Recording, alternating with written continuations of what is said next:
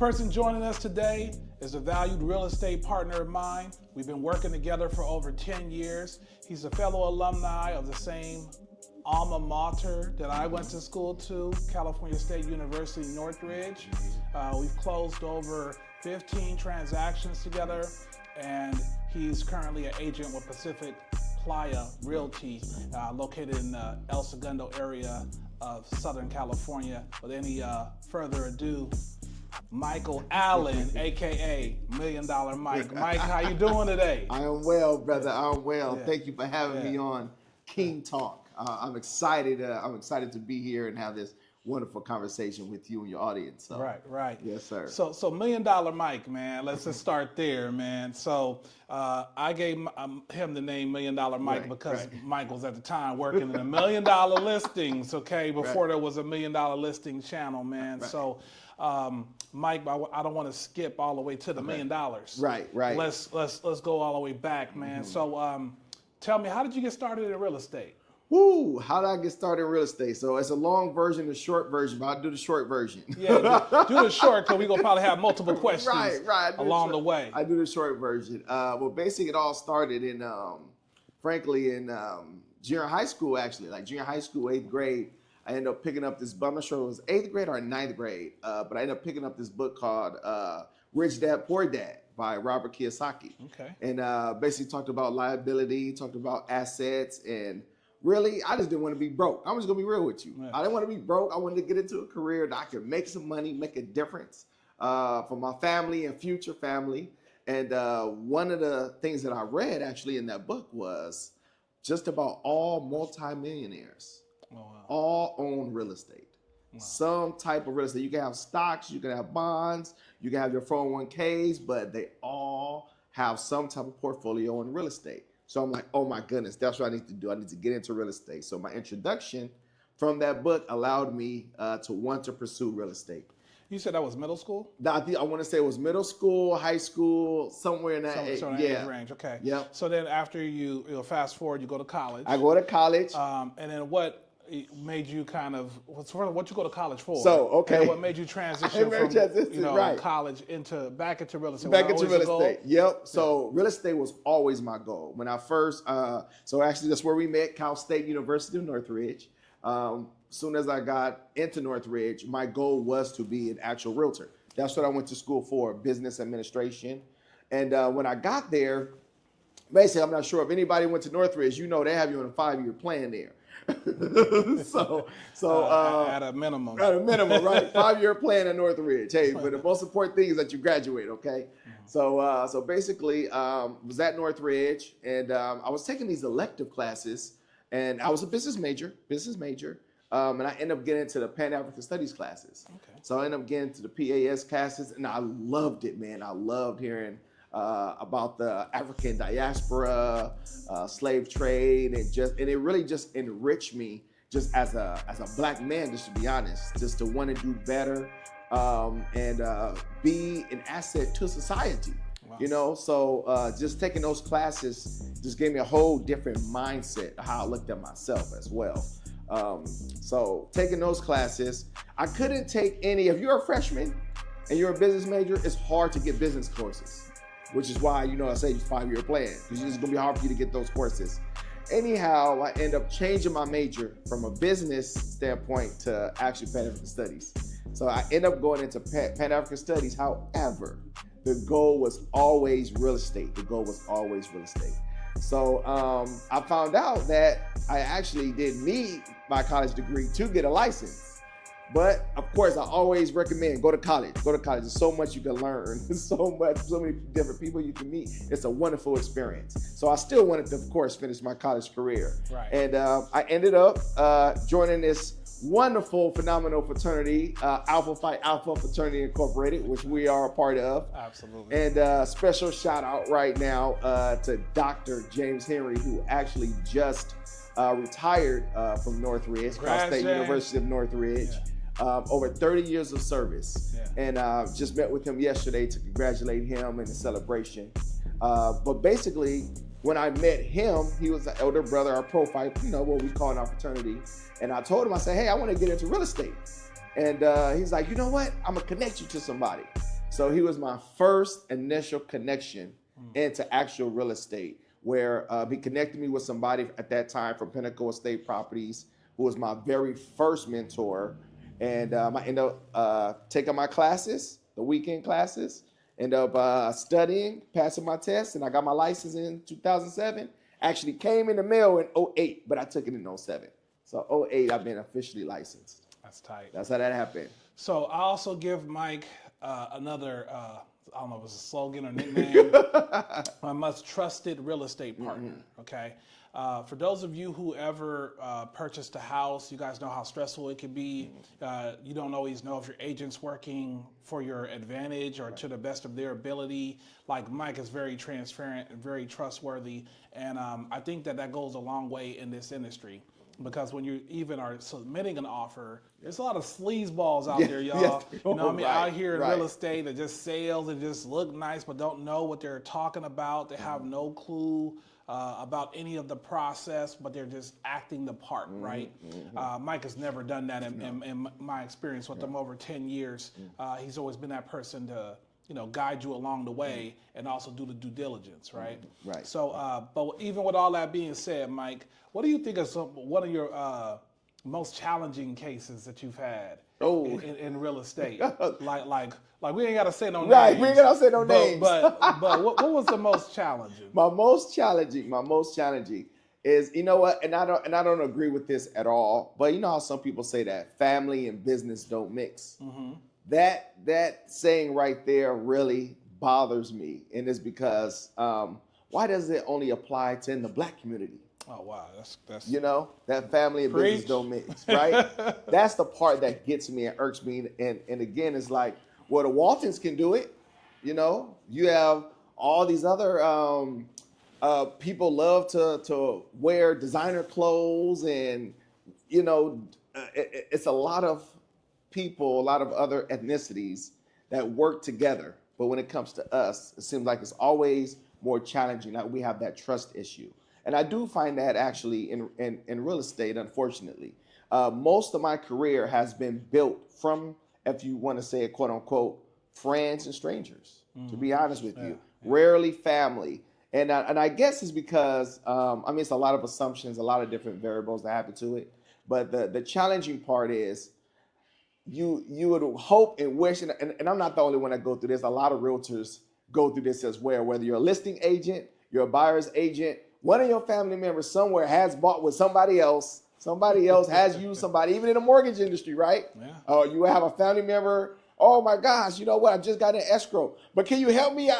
Something's wrong with my file. Can you help me? It's like, now you want my help? But going back to, I think the most challenging part is when I actually deal with certain families. So, and I'm gonna change the word certain family members. For me, if a person trusts me to know that I'm going to do their very best, I'm going to be my very best professional that I can be. I'm going to make sure that I always hold my integrity, have your interests first as a realtor, whether I'm selling, help you sell, list your house, a buyer. My goal is always putting your needs first. And then if I don't sense that from the potential client, then those are my hardest deals to do. Got it. Those are my hardest deals. So I want to kind of dive into what you just talked about, because I personally also built my business kind of away from family. First of all, I have a very small family that didn't come with a lot of money, so there wasn't a whole lot there anyway to work with.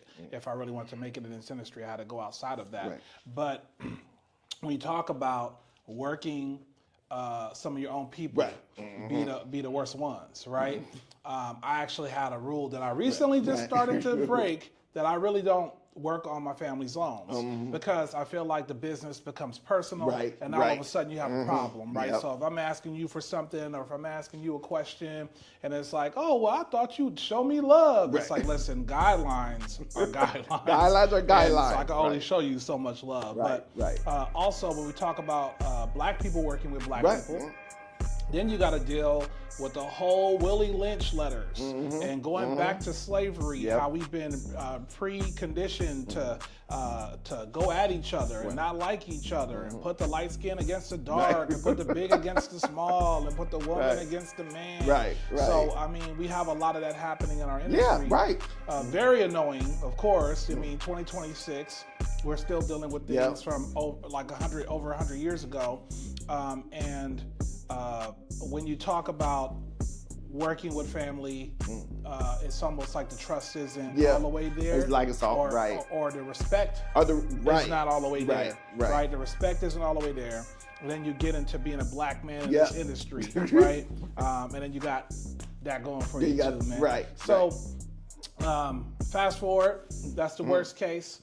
So let's talk about one of the things that I like about you, Mike, is that it seems like you always know like a lot about your clients coming through the door, right? So I've seen a lot of like basically lead to closing, right? So I don't mean to talk about you guys as like you're just a lead or whatever, but that's what you are at the time business-wise, right? And when you look at your leads that you talk to and that you brought to me, I would almost say that you probably have an 80%, if not higher, close rate. Right? So most of the people that you talk to that you move forward with, close end up in a hole. Now, I'm seeing a lot lower from most of my other realtor partners. So what would you say you're doing differently than other people do to help people go from the beginning to being able to close? I think that part that helps me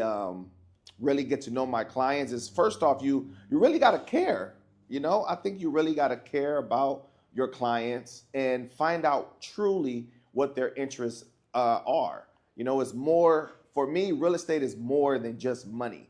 It's about relationships. So anytime that I can speak to someone about real estate, the career field that I love and that I'm passionate about, my goal is to make sure that I get them to that finish line. So when I'm talking to a client, like, I don't do loans, I'm strictly realtor side, and I know that I'm going to pass them off to my preferred lender, Carlton here. My goal is, how do I make this easier process for everyone? Not just me, not just the client, but for also my preferred lender. So my goal is, well, let me do my homework now. Let me find out, is this person married? Do this person have a job? Just about all the questions. How's the person credit?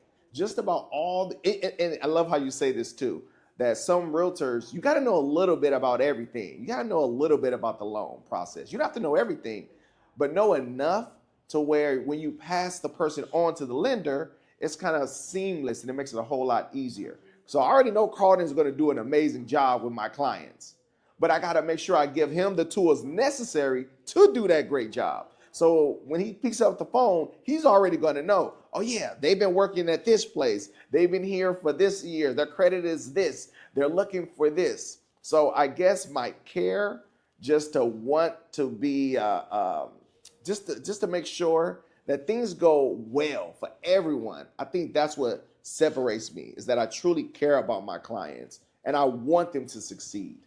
So that's the reason why I pass them on, and we got that high rate, right? And plus, we're transparent too.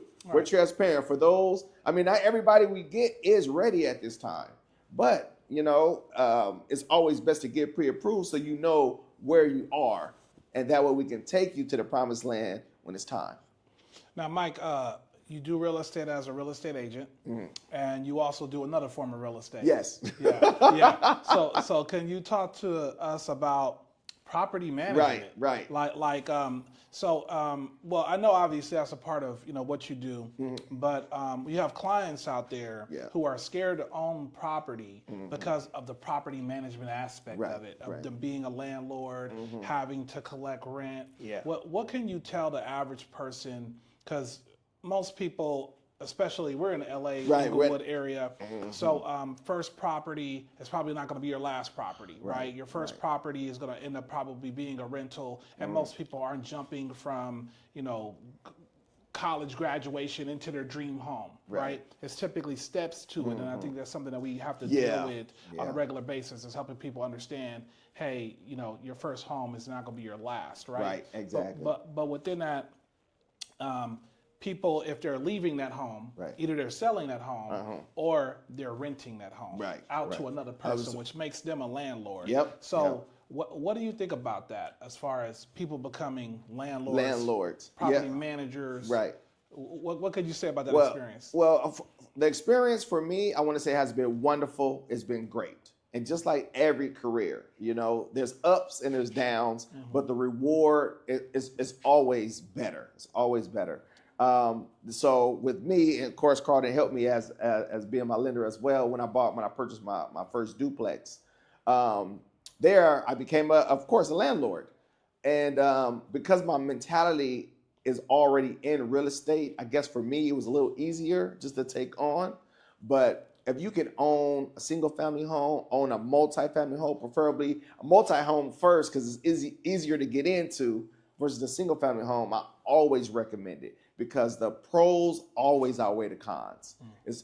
That property manager mindset is, I mean, you have so much leverage. I mean, I guess the question would go to the benefits of home ownership. That's how I look at it. Right. Benefits of home ownership, whether it's a single family, multi-family, it always outweighs renting, always. So you may think, well, as a renter, you know what? I don't have to deal with maintenance. All I got to do is call somebody for that. Or I don't have to, you know, paint. I don't have to do this. I can call somebody for that. But you know what? Let something drastic happen. Unfortunately, when things do happen, right? Sometimes owners can go up on you. Then it gets too expensive. Or, God forbid, someone loses their job, which happens, or get laid off.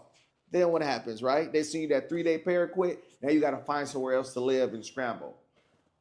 When you can actually save up your money yourself and own a property where you can build equity for yourself. You don't have to worry about anybody raising the rent on you. If you own a multifamily, you can live in one unit, rent out the rest of the units. If you're in a duplex, you live in one, you rent out the other one, now that's paying half your mortgage. You're in a triplex. You live in one, rent out the other two. Those two possibly may take care of your entire mortgage. Right. You get a 4-unit. Now you have 3 units you can rent out, still live in one, and now you might be making passive income. Right. So it's like, hey, you know what? The pros are way better than renting. And if you move out the entire thing, you have 2 things that'll happen. 1, you're making a profit. Yeah. 2, when that entire mortgage is paid off, you're building generational wealth. You're going to be making even a lot more of a profit, right? Right. So, but you know, so you're pre-screening these clients. Yeah. Right. What would you describe as a perfect client? A perfect client as a buyer or a seller? You know what? Let's talk about both. Talk about both. So what's the perfect buyer client? Okay, perfect buyer client. Perfect buyer client for me is, one, I need them first to trust me. You have to trust your real estate professional to know that they know what they're doing. That's the first thing. Okay, secondly is follow the directions that I'm actually going to give you. Those directions are, one, of course, you got to get pre-approved. You have to get pre-approved. Pre-approved. Without a pre-approval, I get this all the time.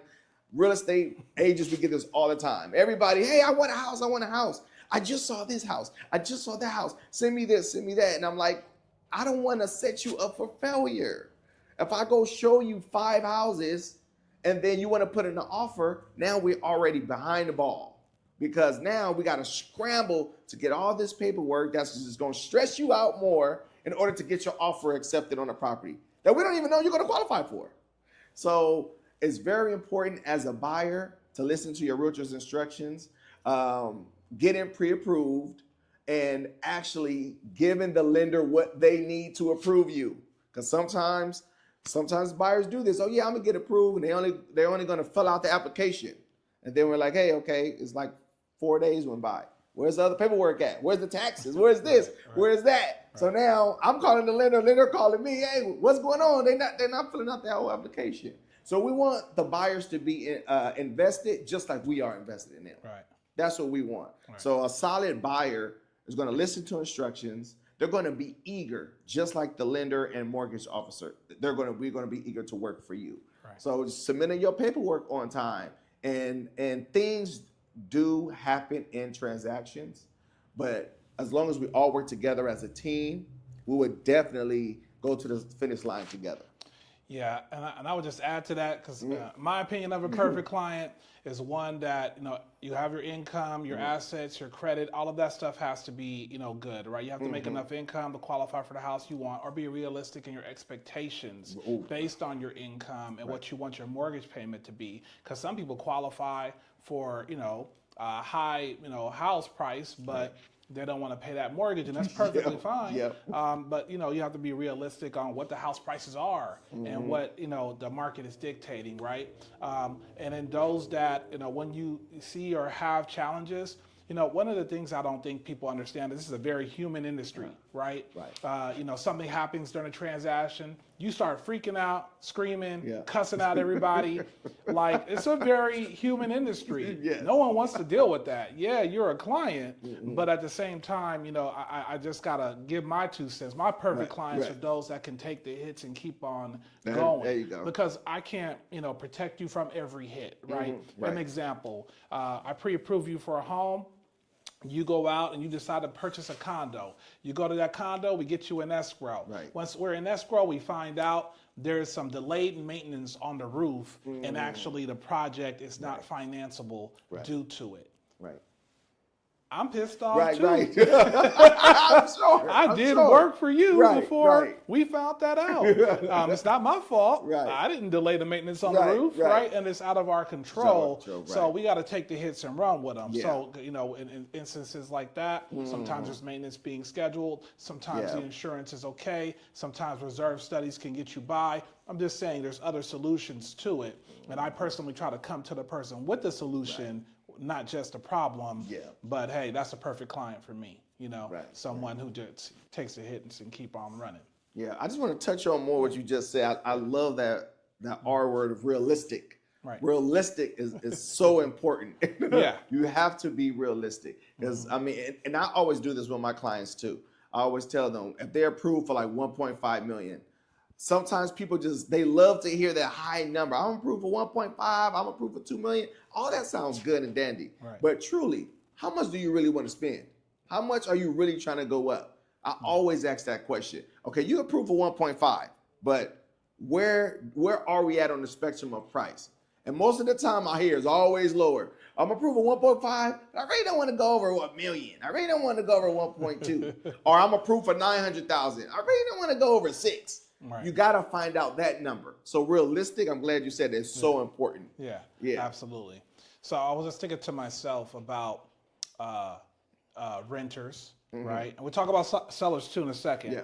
But it seems like right now with renters, either they've given up hope on purchasing, or don't think it's realistic for them to own, or just don't. I've even seen, Instagram, social media is. What do you call it? I forgot what they say. Social media never failed, right? Yeah, right. I've seen people basically say, there's no true ownership in real estate, right?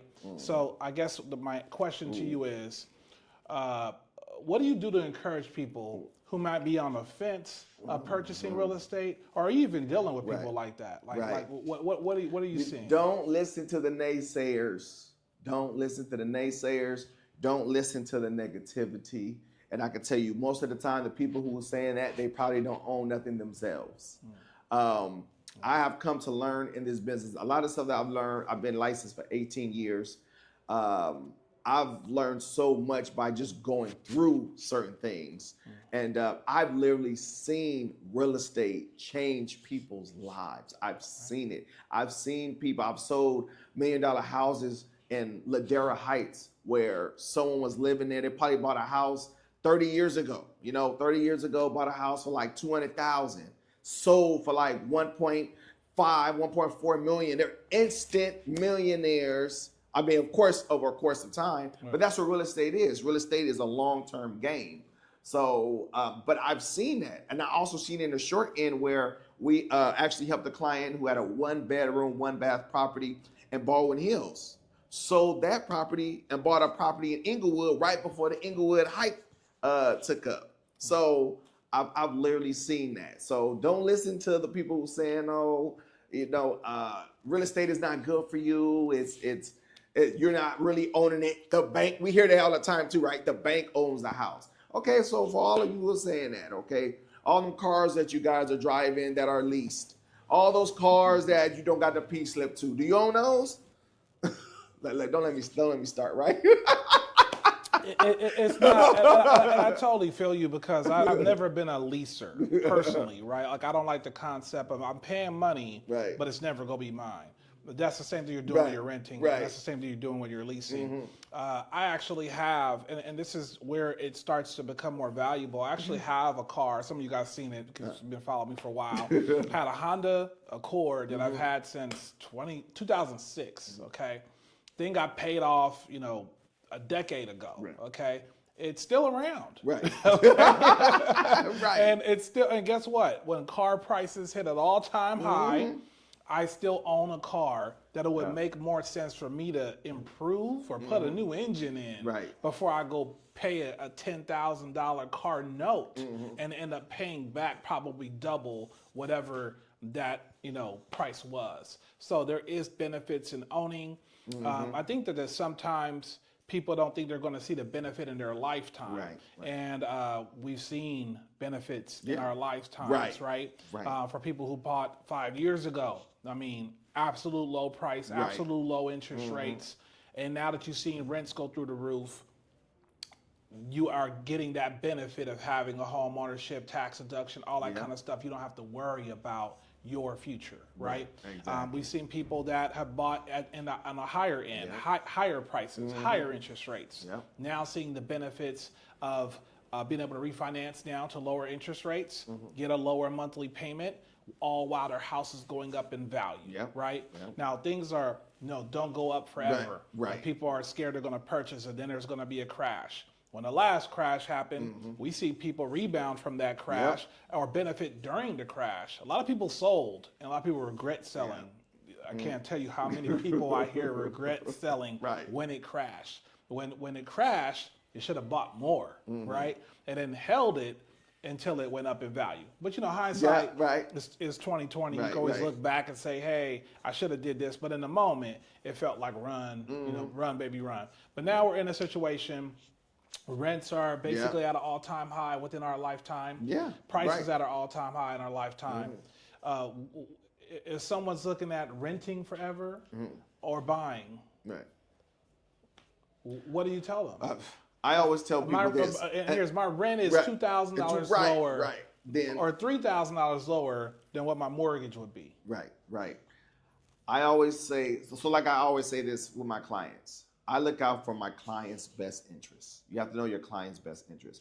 Sometimes owning a home ain't for everybody. You gotta have that mindset to want to be a homeowner, just like a landlord. There's people out there who don't want to be landlords. So I'm talking to the people, we are talking to the people who want to be homeowners, who want to be a landlord one day. Those are the people that we're talking to.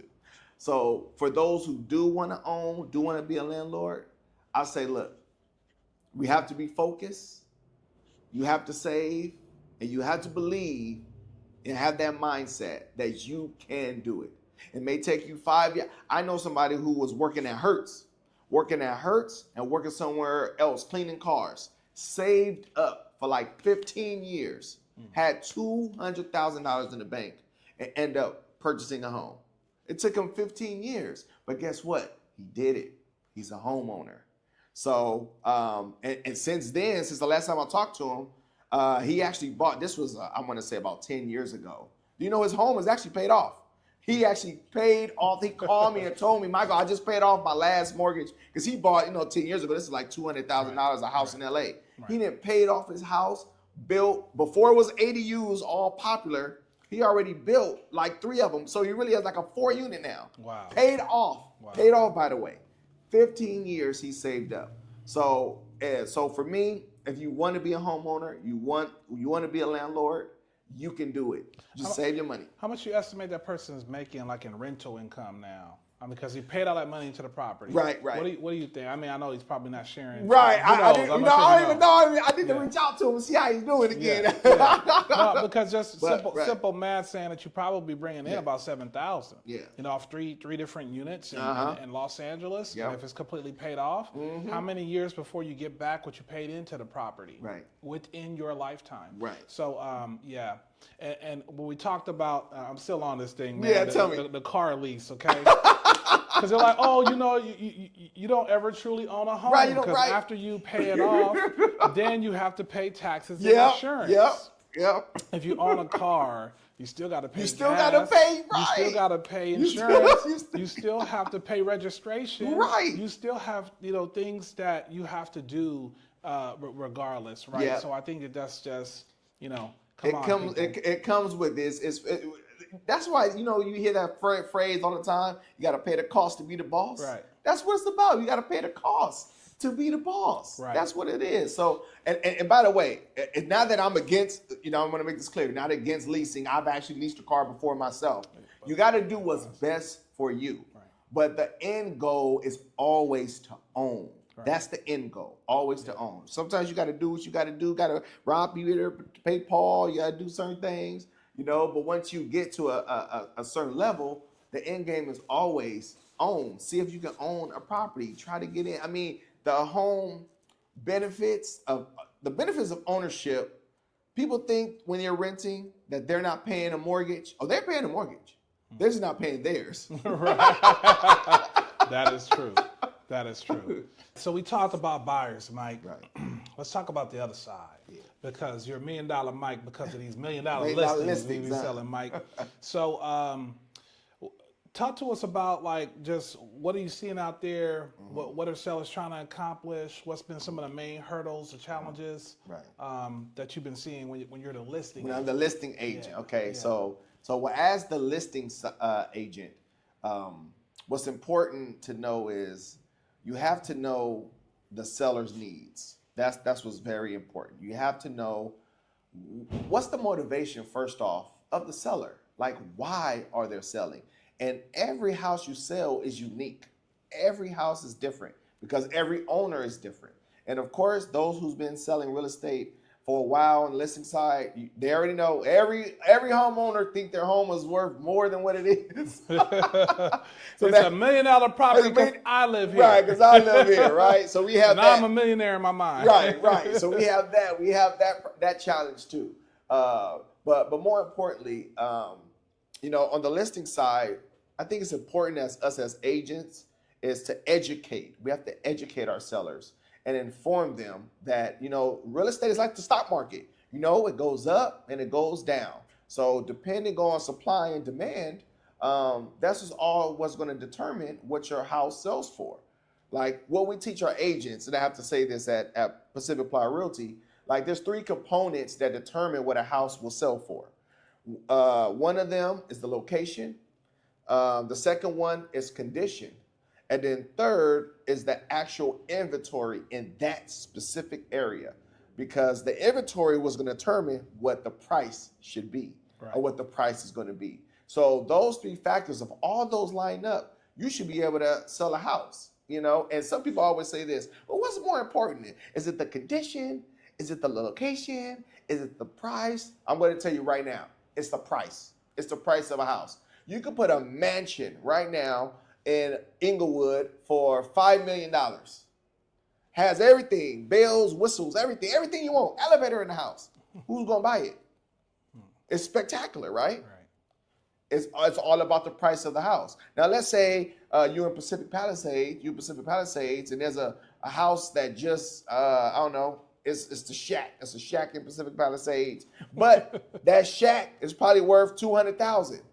People are going to buy it sight unseen because of the price of the property. It's all about the price. So you can have an immaculate home, and they're going to say, well, Michael, you just did one of Inglewood, and then you did one of Pacific Palisades. Okay, let's take a Pacific Palisades home, and let's put it at $50 million, $40 million. Is it going to sell?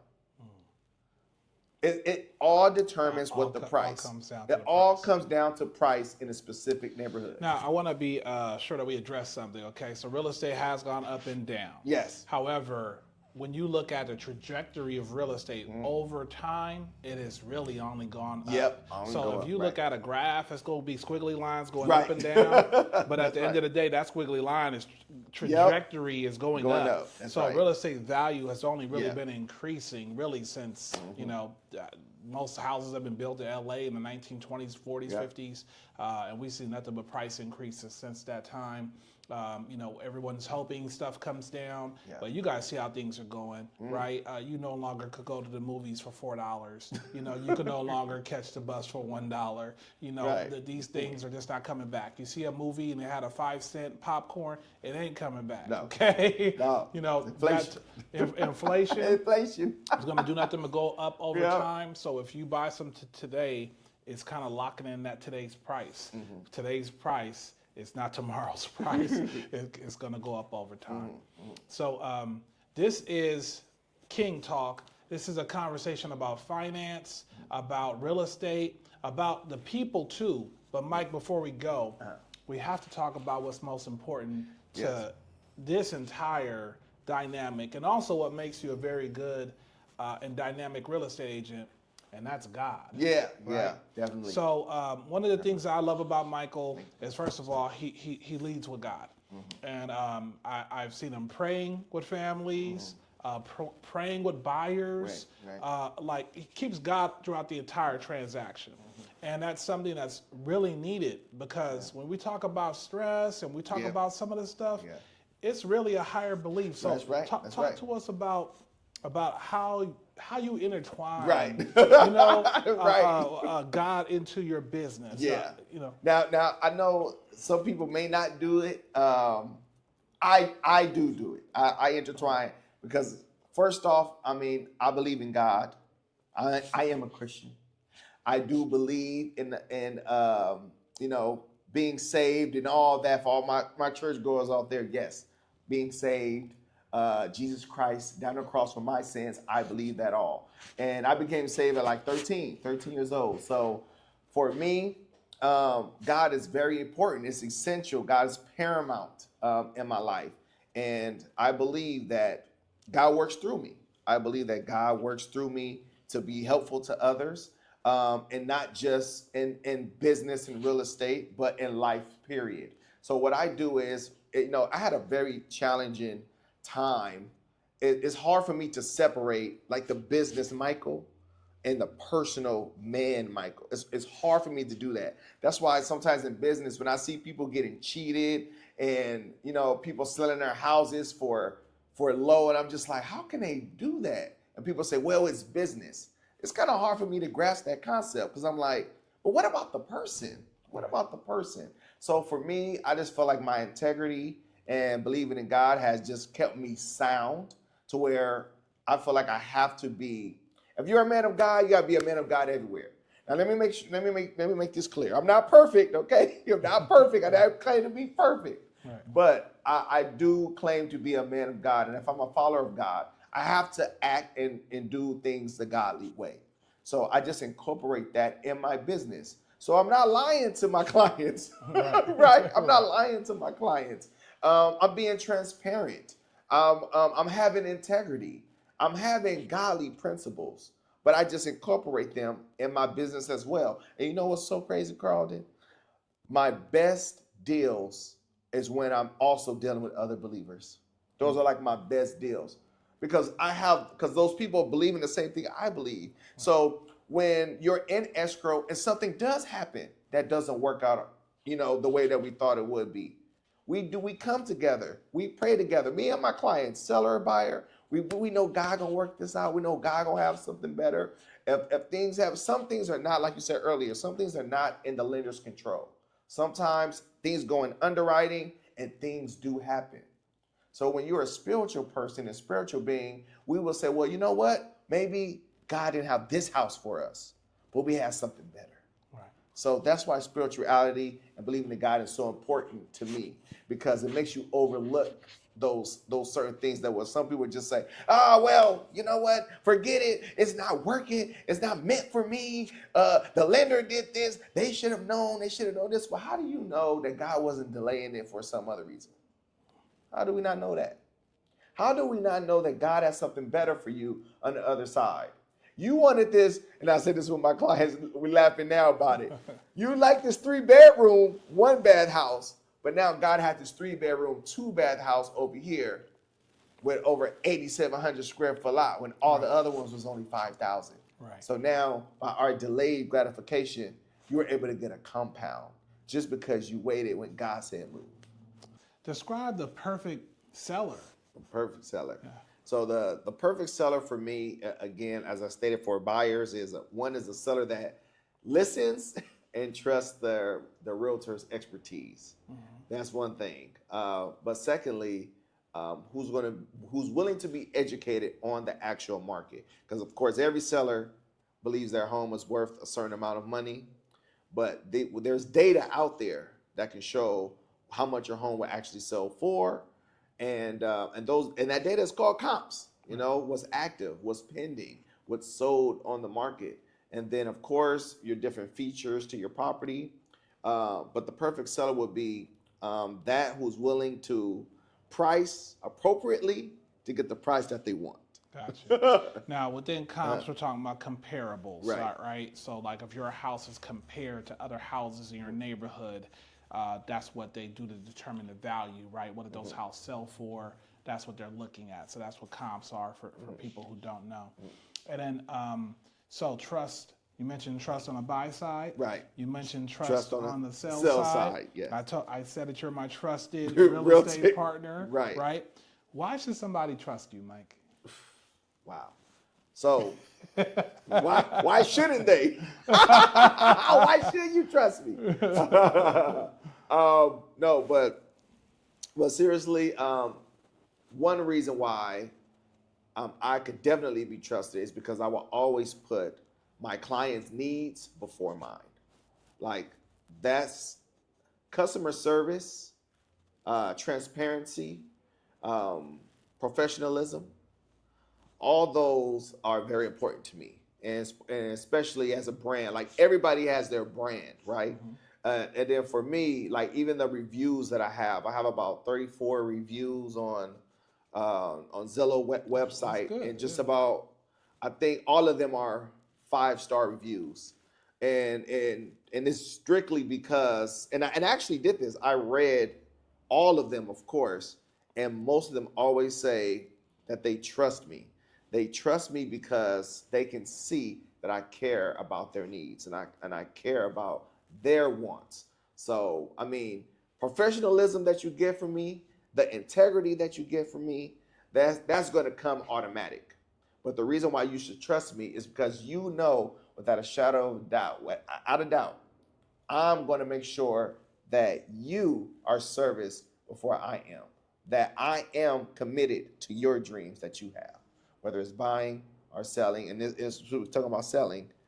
When selling your property, I'm going to get you the highest top dollar that you can get. Whatever the market bears for you, that's what I'm going to get. So, family man, alpha man, but more importantly, a man of God.